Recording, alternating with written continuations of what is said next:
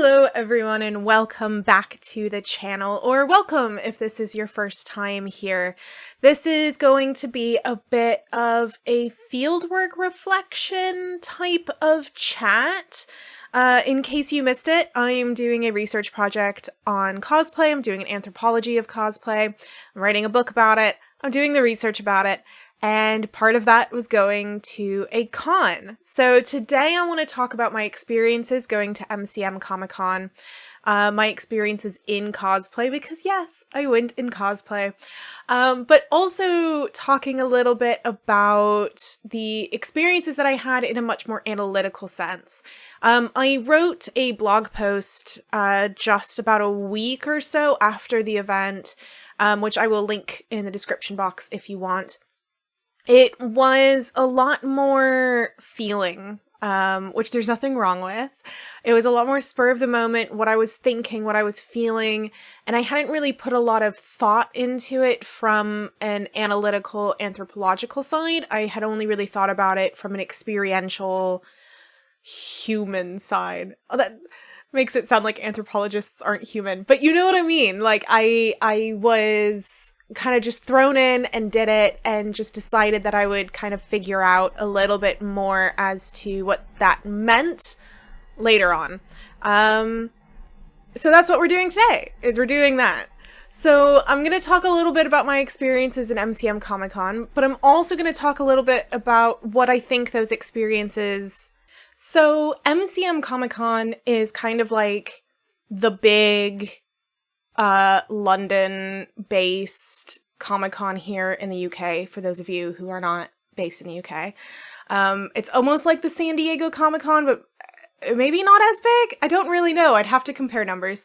But it's the biggin. It's the biggin. And loads of people travel there in order to experience it. It happens about twice a year. So I went to the one in May. There's another one in October. It's been about a month since I've been, so I've been able to kind of really synthesize what I've felt and experienced. I brought my lovely camera with me in order to take photos and to kind of get the experience down. I ended up not taking large amounts of photos. I ended up doing a lot of sitting in the cosplay space and listening to panels and looking at people's cosplays and looking at what kind of things they sold for cosplay and talking to cosplayers and stuff like that.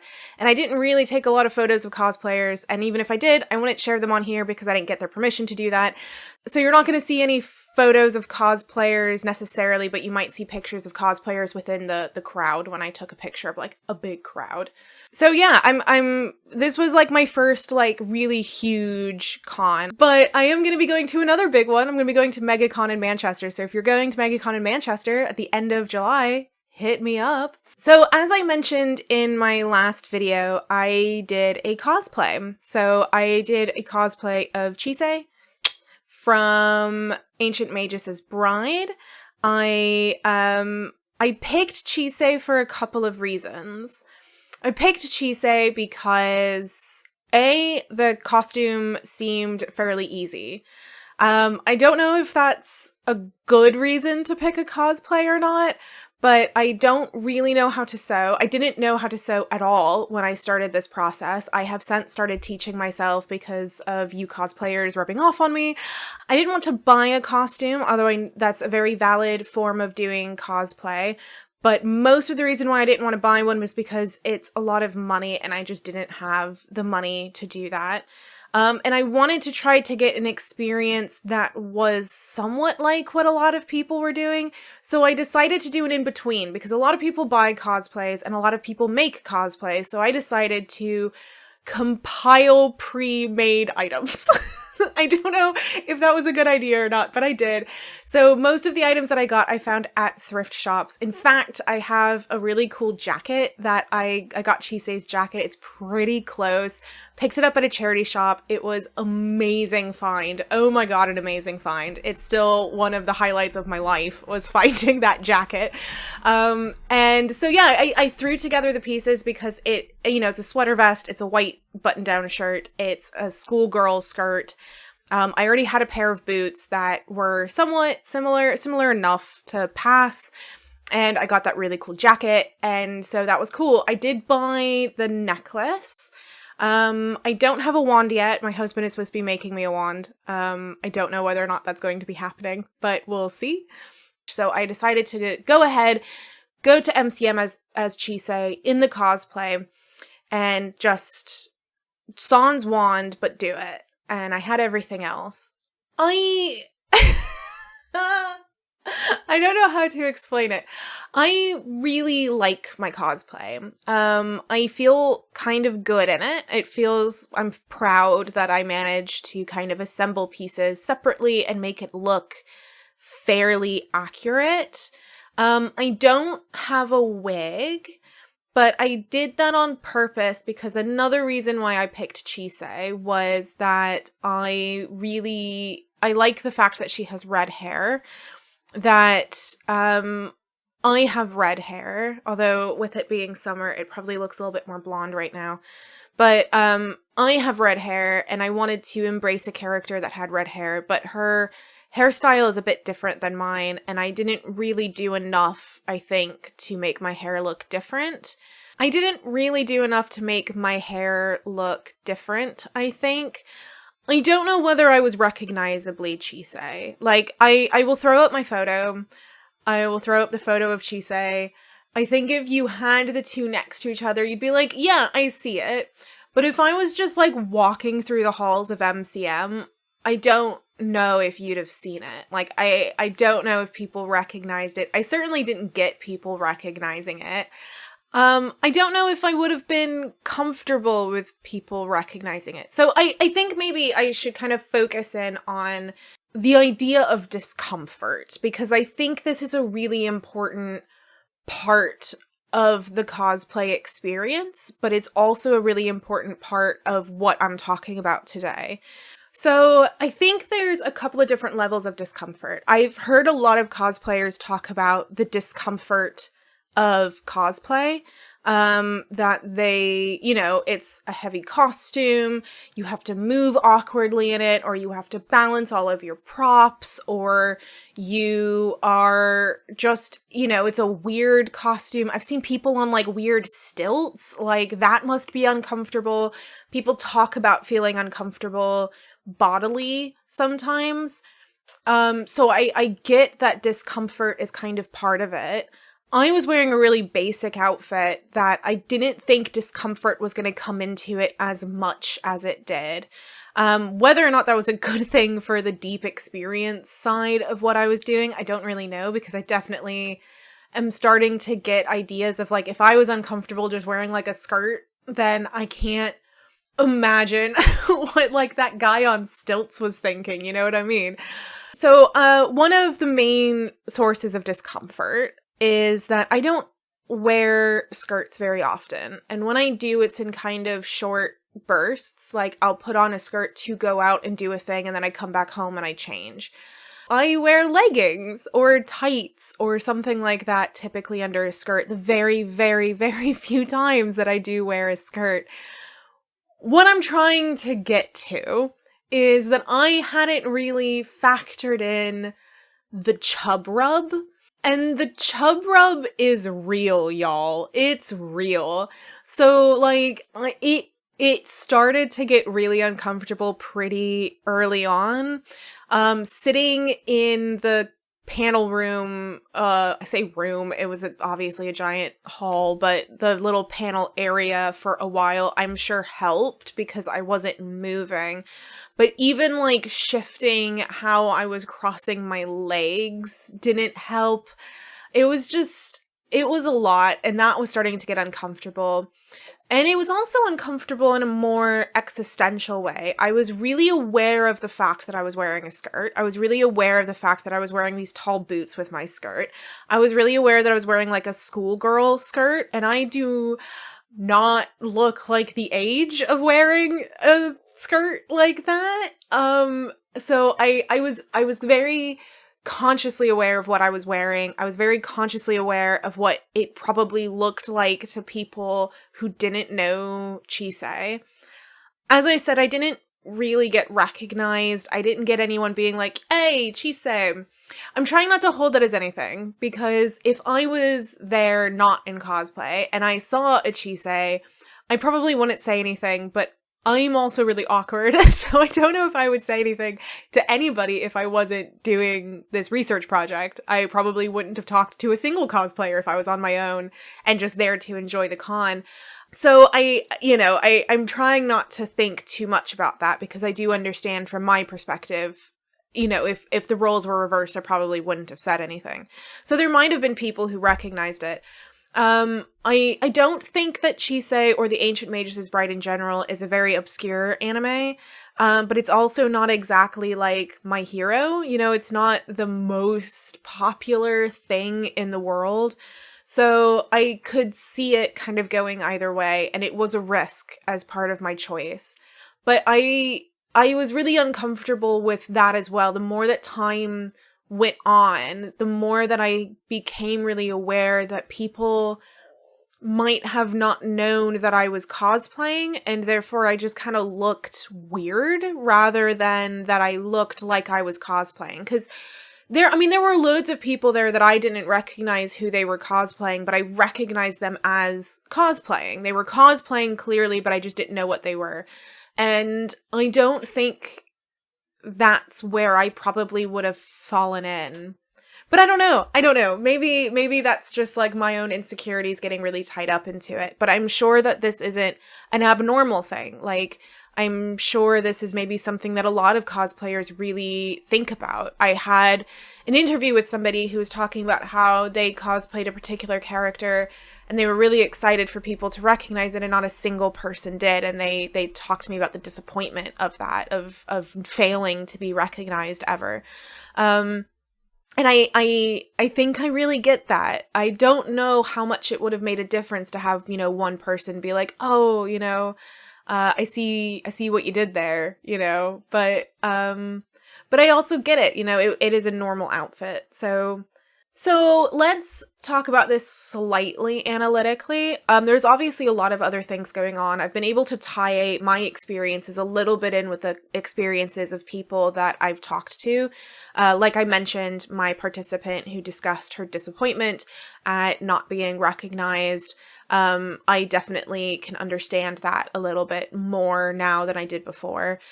So things like that, I can definitely tie it to. Part of doing this experience is so that way I can have that. I can say, I get that. And when I'm talking about that, I can be able to say, and also I had that, I had that disappointment, and I understand the anxiety of putting on an outfit and really hoping that it gets recognized, or that people think it's cool, or that people like it. You're going around loads of people who are supposed to be like your people, that getting people that are your people to connect even more as your people by like recognizing what you're doing.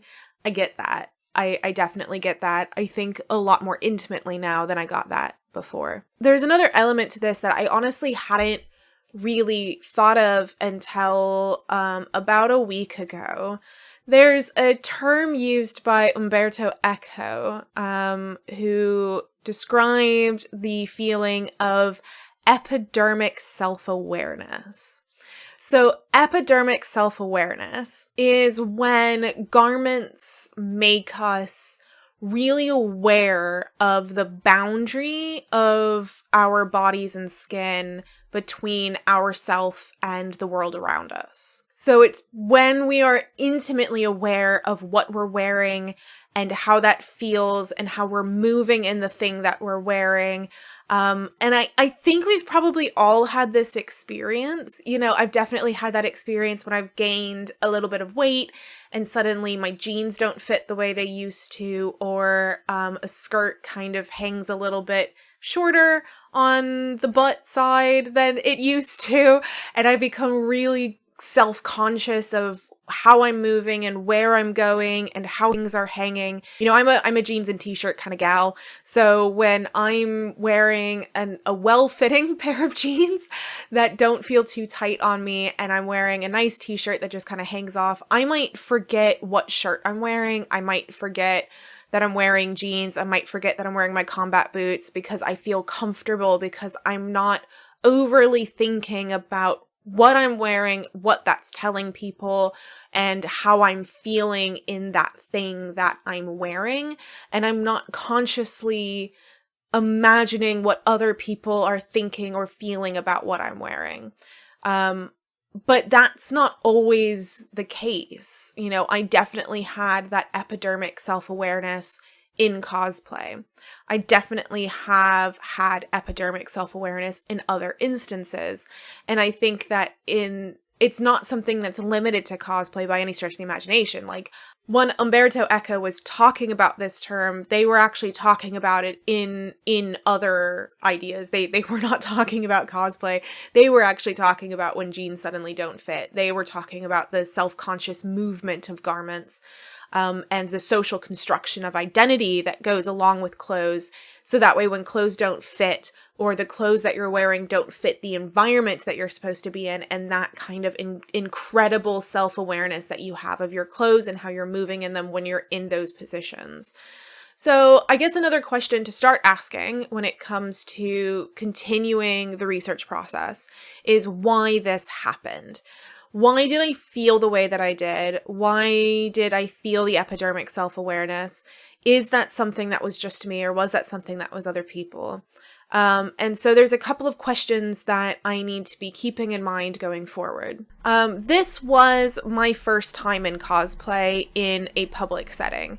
I had worn the cosplay before as a tester to kind of put it all together, make sure it looked good, and take the photos that I have put on screen here, that my husband took. So I didn't really have a huge amount of experience in cosplay. So I don't know how much that self-awareness and that discomfort came from the discomfort of suddenly finding myself in cosplay and being unfamiliar with the feeling and the experience of being in cosplay. So maybe my discomfort in myself and my body and my clothes was being reflected in my feelings towards my cosplay, but really it was my own self-conscious feelings about being in cosplay in general. And maybe people who have been cosplaying for years no longer have that, while people who cosplay for the first time do experience this. The kind of second question I have to think about is whether or not it was purely because I was unprepared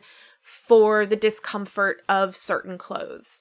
I mentioned the chub rub, for example. If I didn't have that experience, you know, if I had been properly prepared for the experience of wearing a skirt all day and for being in that costume all day, would I have felt the same way about it? Obviously, my discomfort was partly bodily, but it was partly other things as well, that social experience of it. So if the bodily side of it was taken away, I don't know how much that social side would have been reflected.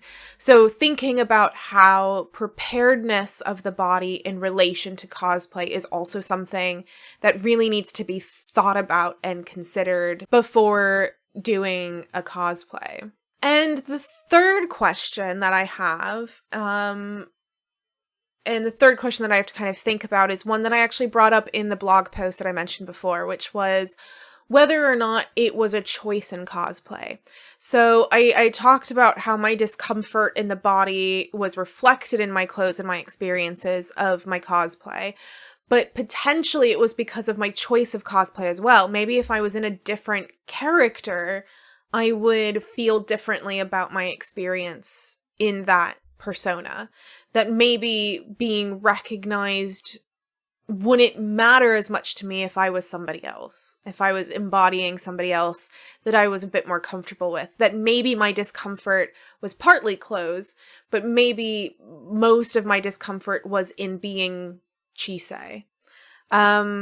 This is a really complicated one because I think you can cosplay anybody, obviously. Anybody can cosplay anybody. That's something that cosplayers have repeated multiple times over and over and over again.